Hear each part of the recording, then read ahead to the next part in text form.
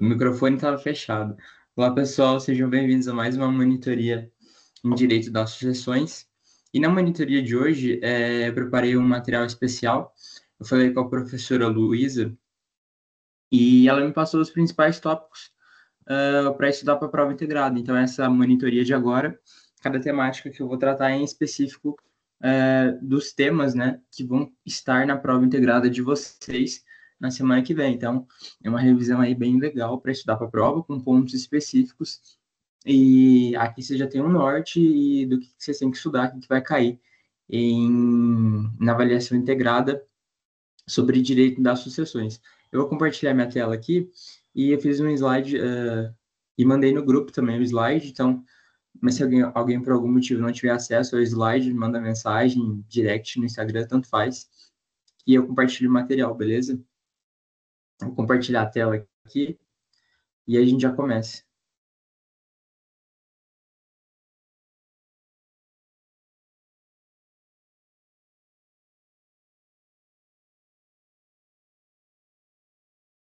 Eu só abri o arquivo.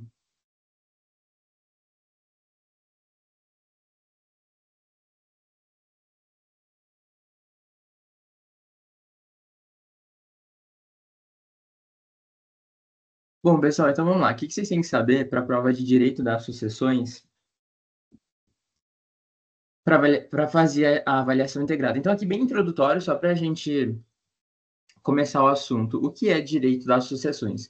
O direito das sucessões nada mais é do que ramo do direito civil. Então, o direito civil, esse grande ramo do direito, né, regulado aí, em sua maioria, pelo Código Civil, que nada mais é que a regulação das relações pessoais, interpessoais, né, então, das relações entre as pessoas em uma sociedade, né, o direito civil aí, ele não trata das relações cidadão e Estado, mas sim cidadão-cidadão entre particulares.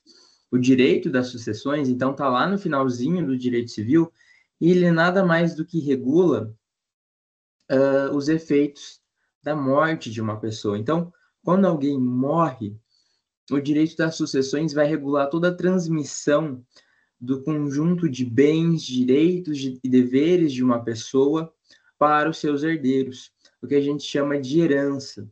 E os efeitos também, eventualmente, pagamento de dívida, enfim, a quitação dos débitos do morto frente aos credores. Então, o direito das sucessões para Maria Helena Diniz vem a ser o conjunto de normas que disciplinam a transferência do patrimônio de alguém depois de sua morte para o herdeiro, em virtude da lei ou de testamento. Então, o que é o direito da sucessão? Alguém morreu, vem a lei e vai falar quais os efeitos da transmissão da sua herança para o seu herdeiro. A sucessão causa mortes, então é aquela transferência da herança em virtude da morte de alguém.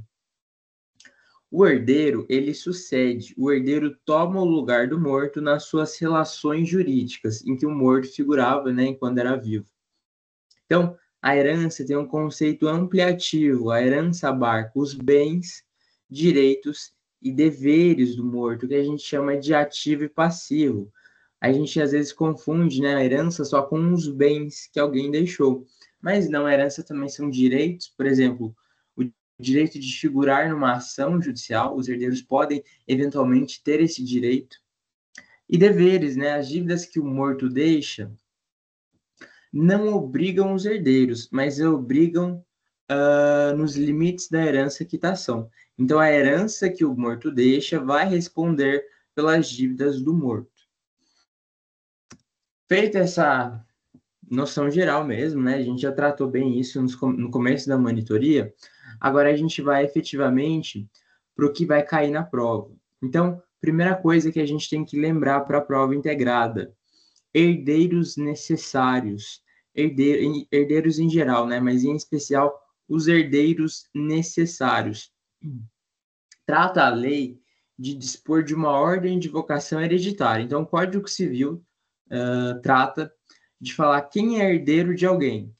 E ele faz uma lista, né? Primeiro a gente tem os descendentes, depois os ascendentes, depois os cônjuges. Esses são os herdeiros necessários.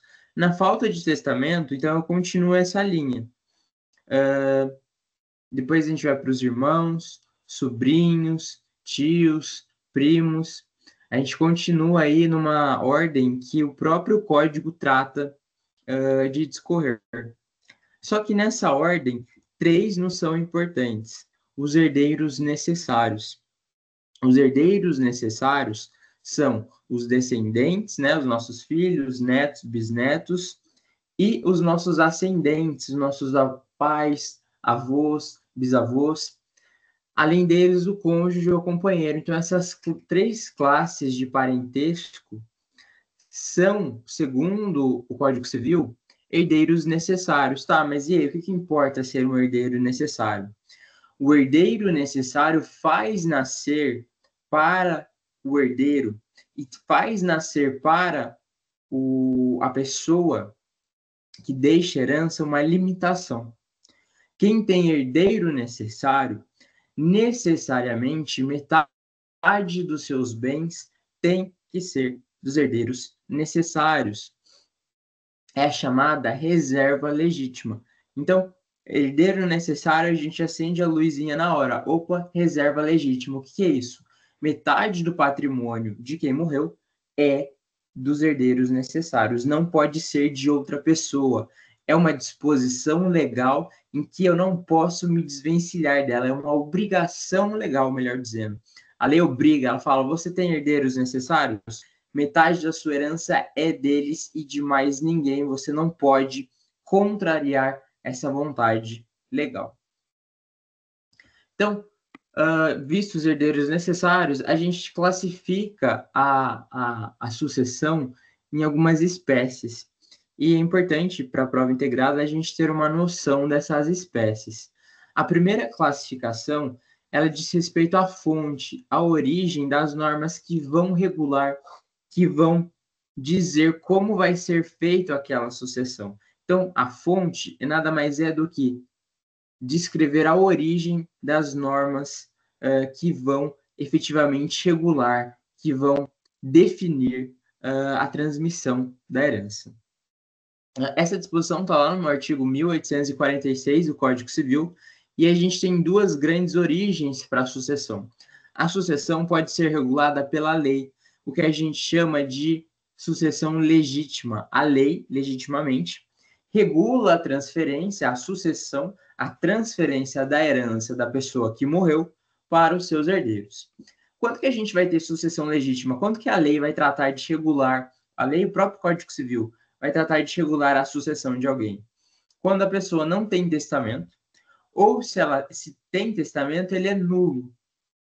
Então, nessas duas hipóteses, ou seja, não tenho testamento, ou se eu tenho testamento, mas ele é nulo, a gente vai ter a sucessão regulada pela lei, o que a gente chama de sucessão legítima. Mas veja, mesmo tendo testamento, se eu tiver herdeiros necessários, eu posso fazer um testamento, beleza. Mas a metade dos meus herdeiros necessários vai ser regulada pela lei. A metade que compreende dos herdeiros necessários tratará sempre se tratará de sucessão legítima. A lei sempre vai regular a sucessão dos herdeiros necessários. Então, isso eu coloco no tópico 2, porque a sucessão pode ter origem num testamento. O testamento nada mais é do que um ato formal e solene. Então, a pessoa que tem interesse trata de deixar em um documento um ato de disposição de última vontade. Ela fala: quando eu morrer, essas são as minhas vontades. Aconteça X, Y, Z com a minha herança. Isso é o testamento. O testamento tem várias formas de serem feitas. Ele é um documento formal, então não basta só eu escrever ou declarar isso verbalmente. Testamento, geralmente, as duas formas mais comuns é o testamento público, então a gente vai em cartório, o tabelião trata-se de elaborar aquele documento, o testamento. Ou testamento particular, que vai ser um documento escrito e assinado aí por um número determinado de testemunhas para ter efeitos válidos.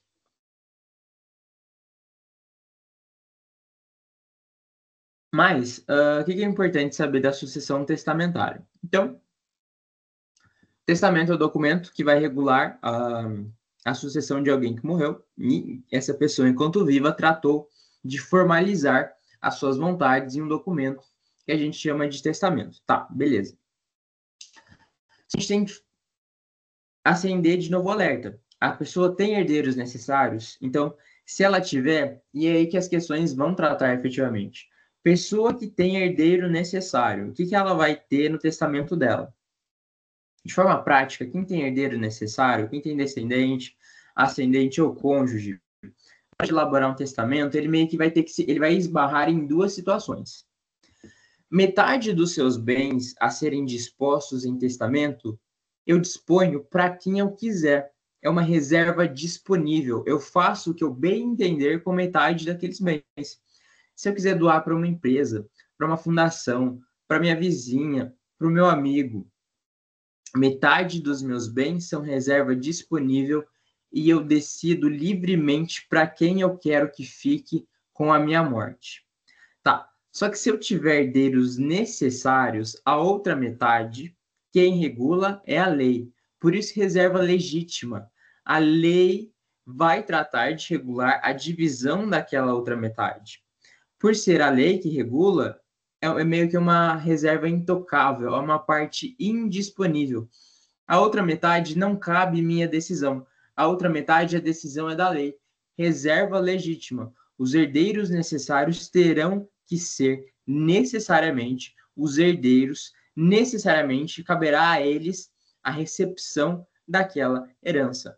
Trata-se de metade do patrimônio indisponível em que a sucessão será regulada pela lei, por isso reserva legítima, e que caberá aí aos herdeiros necessários. Então, uma pessoa que tem herdeiros necessários, ela tem que ficar atenta, ela terá meio que dois, o patrimônio dela será dividido ao meio. Metade ela faz o que ela quiser, metade a lei regulará a sucessão para os herdeiros necessários. Agora, se alguém não tem herdeiros necessários, então, vamos imaginar o João, ele não tem descendentes, ele não tem filho algum, os pais já estão mortos, e ele nunca se casou. Nesse caso, o João pode deixar a herança dele para quem ele quiser. Eventualmente, se ele fizer um testamento, o João tem a liberdade total de dispor. Se eu não tenho herdeiro necessário, não existe reserva legítima. Se não existe reserva legítima, eu disponho integralmente do meu patrimônio, da minha herança, de acordo com a minha vontade. Então, no exemplo do João, como ele não tem herdeiros necessários, ele deixará o patrimônio eventualmente para quem ele quiser, para uma empresa, para uma fundação, para um amigo. Não havendo herdeiros necessários, a totalidade do patrimônio se tornará uma reserva, não será reserva, né? A totalidade do patrimônio estará disponível para livremente ser disposta pela pessoa que morreu enquanto viva, tratou de deixar testamento. Se eu tiver herdeiros necessários, limitação legal, reserva legítima.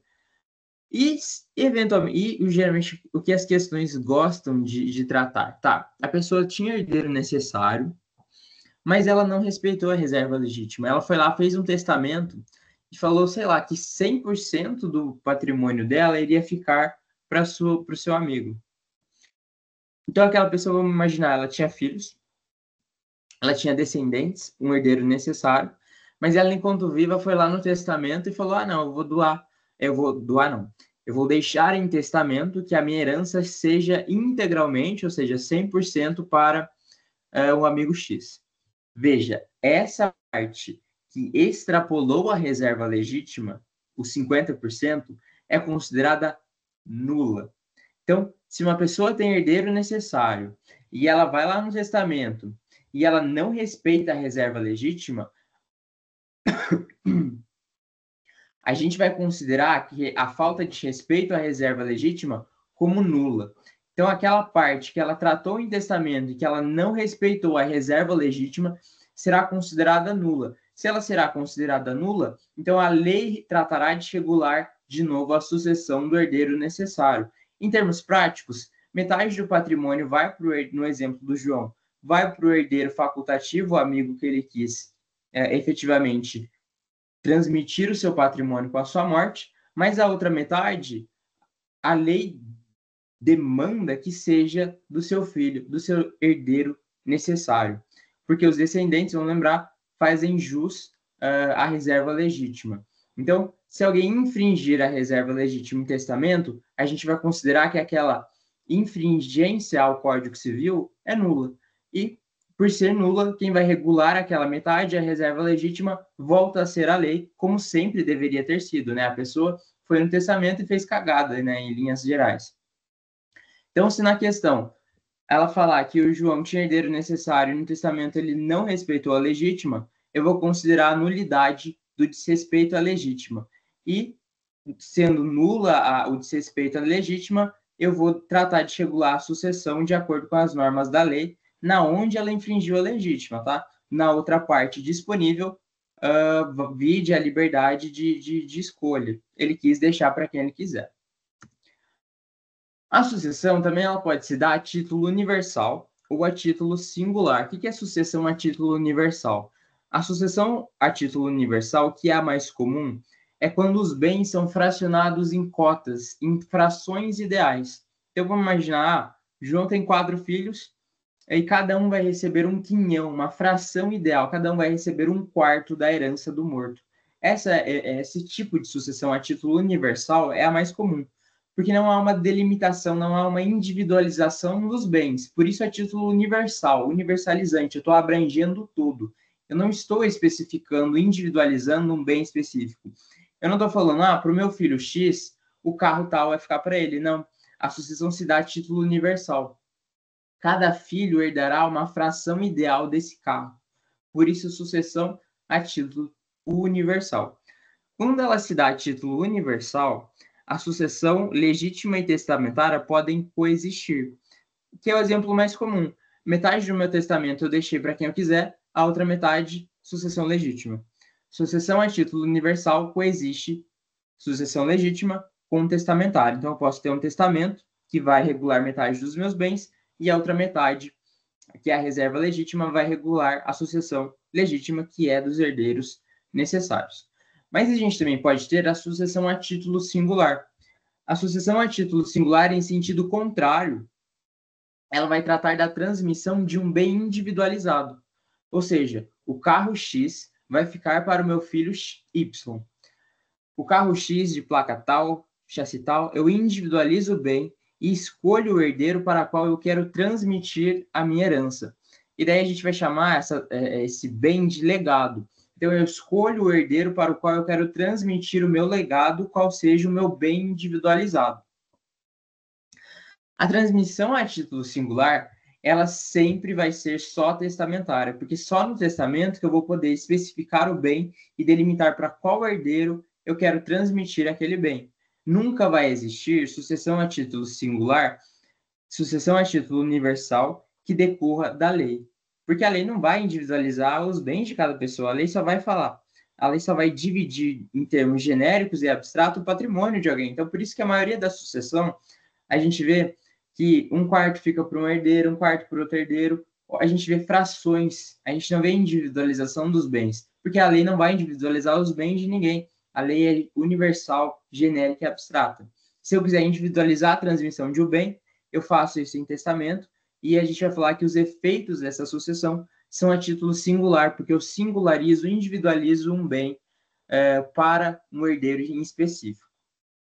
Então, ela vai ser somente testamentária. Depois deem uma lida no artigo 1788 do Código Civil.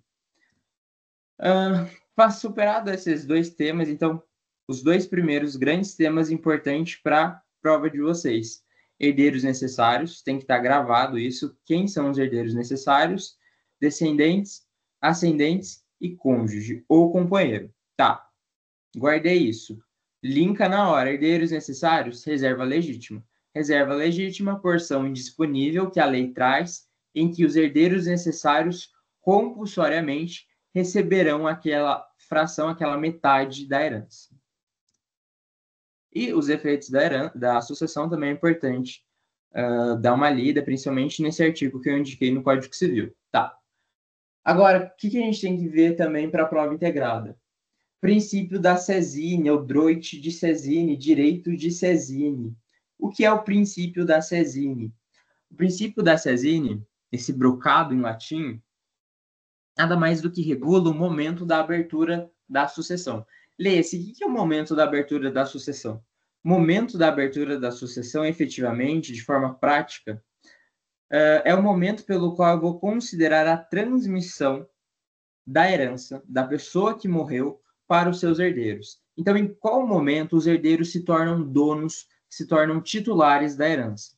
O princípio da Sezine regula esse momento da transmissão, o que a gente chama, né, de forma mais técnica, de momento da abertura da sucessão. Esse momento da abertura da sucessão é o momento pelo qual a herança da pessoa que morreu transmitir-se-irá para os herdeiros. O princípio da Sezine fala que esse momento ocorre no exato instante da morte do autor da herança. No exato momento em que alguém morre, naquela fração de segundo e momento, para o princípio da Sezine, a gente vai considerar que naquele momento a herança da pessoa que morreu está transmitida necessariamente para os seus herdeiros. Então, o princípio ele regulando o momento da abertura da sucessão é o exato instante da morte do autor da herança. E por que essa pressa? Por que não pode ter nenhum vácuo? A doutrina, né, ela vem explicar que a herança, que a propriedade, em nenhum momento pode ficar sem dono.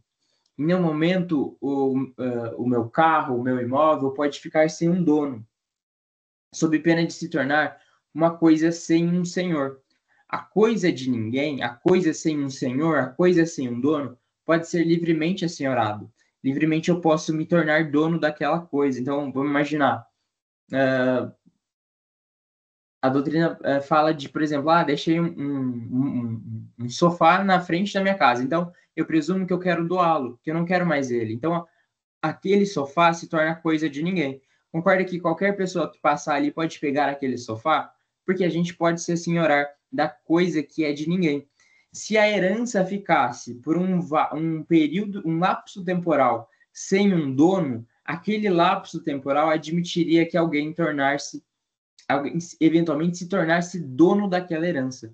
Então, em momento nenhum, a herança pode ficar sem um dono. E o princípio da Sezine fala: morreu, a herança já se transmitiu para os herdeiros. Eles são os novos donos, os novos proprietários daquela coisa, daquela herança.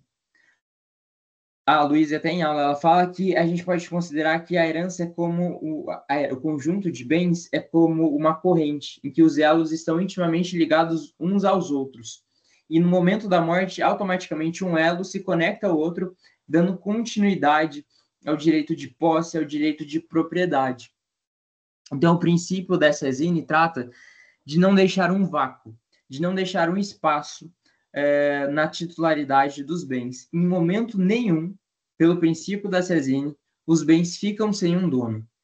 A pessoa morreu, os novos donos já são os herdeiros. Mas veja, isso não dispensa o processo de inventário, que o processo de inventário é a formalidade, o procedimento jurídico para a gente regularizar a distribuição da herança. Então, a herança já é dos herdeiros, mas a gente tem que fazer um inventário para regularizar, para pôr a termo a titularidade daquela herança, para, eventualmente, o nome da pessoa ser titularizado na posse de um imóvel, então, na escritura pública, para o nome do herdeiro constar lá, enfim, não dispensa o inventário.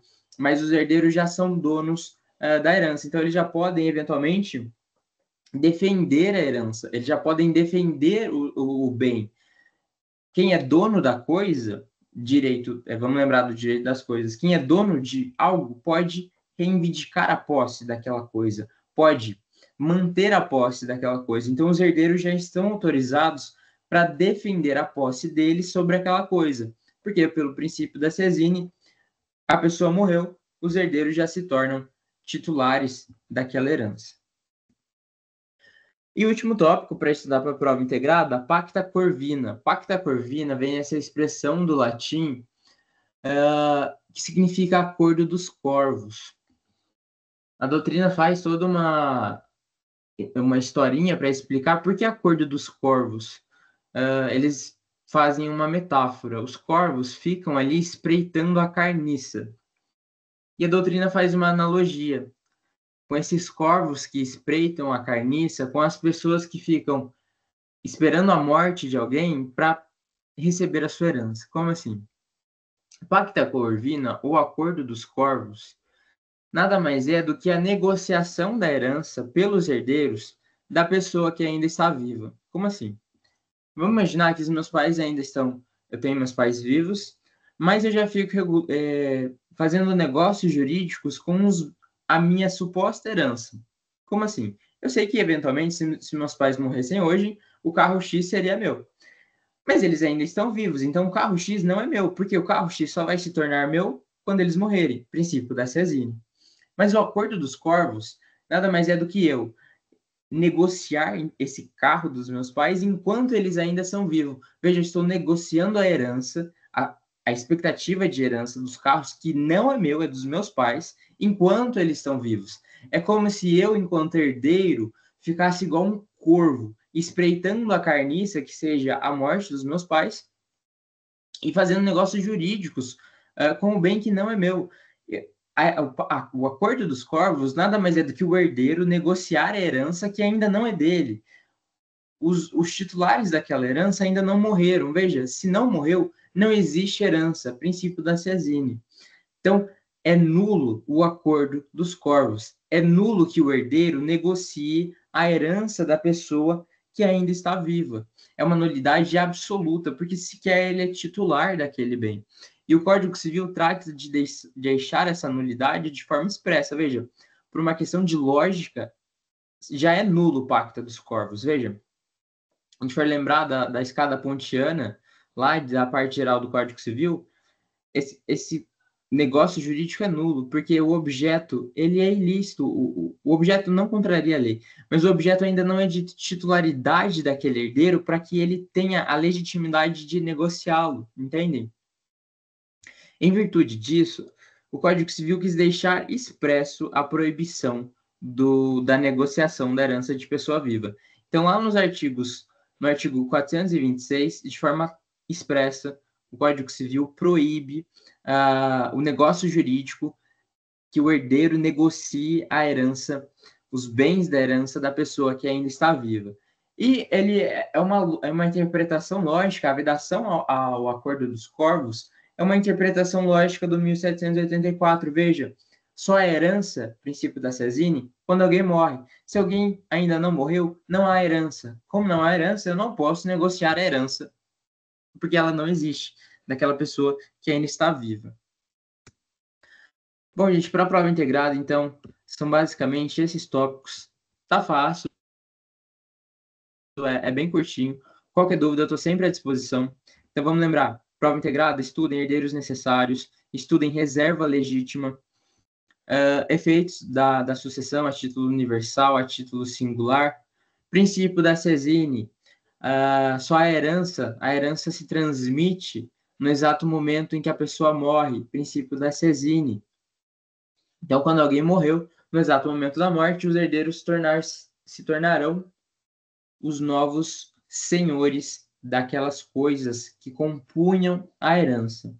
Por fim, Pacta dos Corvos, é proibida o acordo dos corvos, não posso negociar a herança da pessoa que ainda está viva, porque a herança da pessoa que está viva sequer existe, e por isso esse acordo é nulo. Eu mandei esse material para vocês no grupo. Eu espero que vocês tenham gostado da monitoria. Espero que tenha ajudado. Qualquer coisa, pode me mandar mensagem para essa avaliação integrada ou para, eventualmente, para qualquer outra dúvida que vocês tenham. Eu estou aí para ajudar. A monitoria é isso, a gente se dispõe a efetivamente ajudá-los. Espero que vocês tenham gostado. Qualquer dúvida, só me mandar mensagem no WhatsApp, Instagram, estou à disposição. É isso, pessoal. Boa prova e até mais.